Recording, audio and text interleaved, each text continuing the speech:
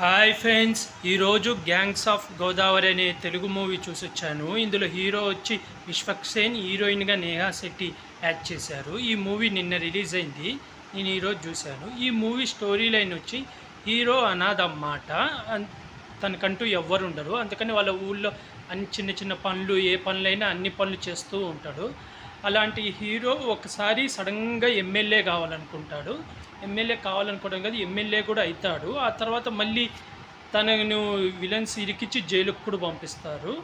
దాని తర్వాత ఏం జరిగింది అనేదే స్టోరీ. ఈ స్టోరీలో మళ్ళీ బుజ్జి అనే క్యారెక్టర్ ఉంటుంది. అసలు బుజ్జి ఈ క్యారెక్టర్ ఎవరు, అసలు హీరో హీరోయిన్కి సంబంధం ఎలా కలిశారు, అసలు హీరో ఎమ్మెల్యేగా ఎందుకు అవ్వాలనుకున్నాడు, ఎమ్మెల్యే అయిన తర్వాత విలన్లు ఎలా మోసం చేసి తన్ని జైలుకు పంపించారు, ఆ తర్వాత హీరో బయటకు వచ్చి వాళ్ళ మీద రివెంజ్ తీర్చుకున్నాడా లేదా అనేది సినిమా స్టోరీ లైను. ఇది రొటీన్ స్టోరీ లైనే, అంతగా కొత్తగా ఏమి ఉండదు, రొటీన్ స్టోరీ లైనే.